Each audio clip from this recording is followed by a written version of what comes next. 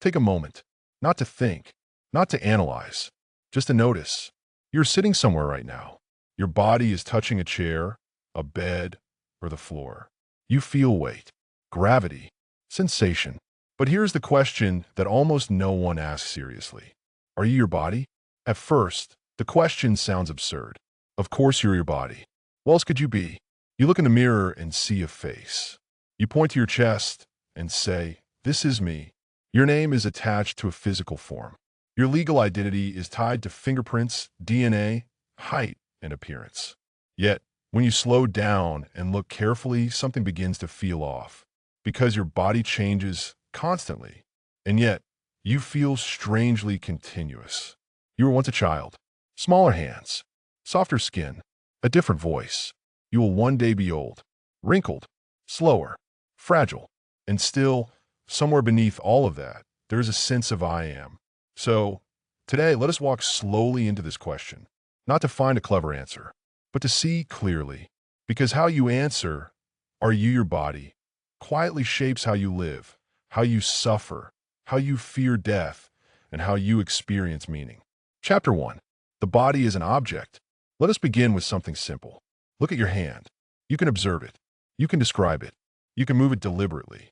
This seems ordinary until you notice something profound. You are aware of your body, and whatever is aware of something is not the thing it is aware of. You say, "My hand hurts," not, "I am hand hurting." You say, "My body is tired," not, "I am tiredness itself." Language reveals something subtle. We speak of the body as something we have, not something we are. We say, "My body, my face, my brain, my heart." Ownership implies separation. If I say my phone, I am not my phone. If I say my house, I am not my house. So why do we say my body, yet assume the body is the self? This doesn't mean the body is unimportant. It means the body is experienced, and anything experienced appears within awareness. Chapter 2. The Ship of Theseus and the Changing Body. Philosophers have wrestled with identity for thousands of years. One famous thought experiment is the Ship of Theseus. Imagine a ship. Over time, each wooden plank is replaced, one by one. Eventually, none of the original parts remain. Is it still the same ship? Now apply this to your body. Your skin renews every few weeks. Your blood cells replace themselves constantly. Even your bones slowly regenerate. Most of your body's atoms are replaced within years. The body you have today is not the body you had 10 years ago. And yet, you still say, "I am the same person." If identity were purely physical, this would not make sense. So what stayed the same? Chapter 3. The mind is not the body either. Perhaps you say, "Fine, I'm not my body. I'm my mind." But let us slow down again. Your thoughts change constantly. Your beliefs shift. Your opinions evolve. Your emotions rise and fall. A thought appears, then disappears. Anger arises, then dissolves. Joy comes, then goes. You can observe your thoughts. You can watch emotions happen. And again, the same rule applies. You are not what you can observe. If you were your thoughts, you could not witness them. If you were your emotions, you could not step back from them. Yet you do. So if you're not your body and not your thoughts, then what remains? Chapter 4. The Witness. Across spiritual traditions, psychology, and philosophy, a common insight emerges.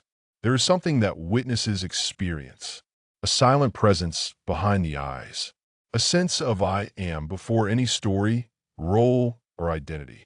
This witness does not age. It does not have a gender. It does not get taller or shorter. It does not have a nationality.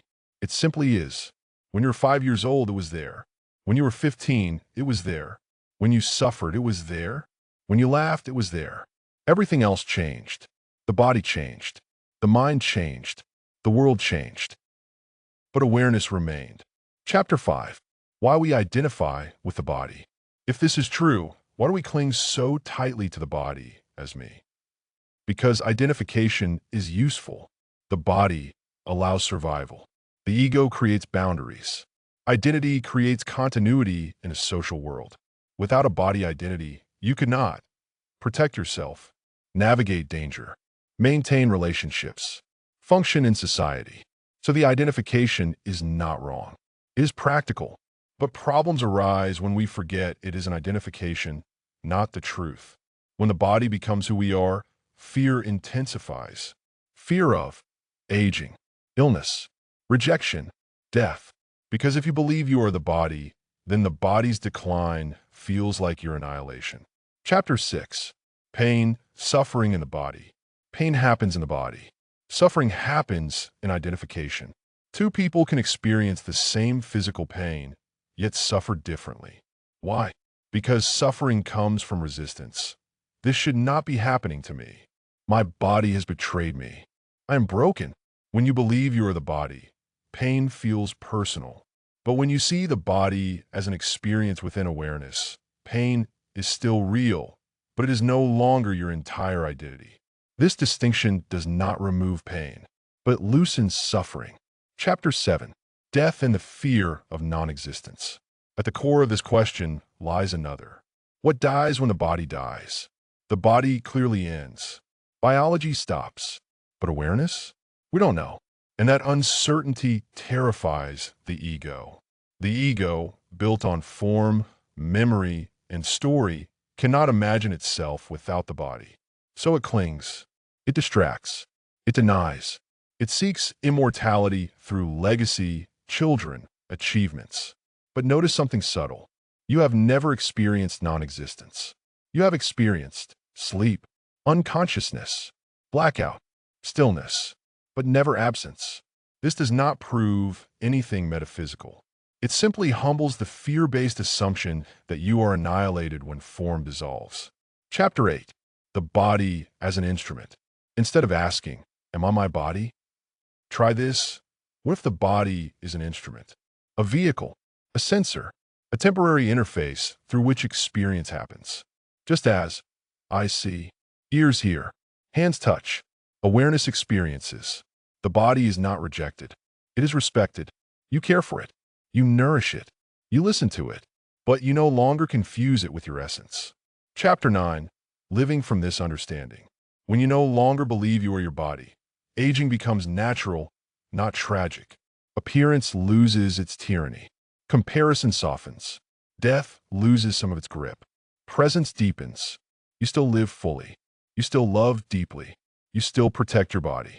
But you no longer cling to it as your identity. You become less reactive, less defensive, more grounded. You stop asking, how do I look? And start asking, how aware am I right now? So are you your body? The honest answer is not yes or no. You have a body. You experience a body. You live through a body. But you are not limited to it.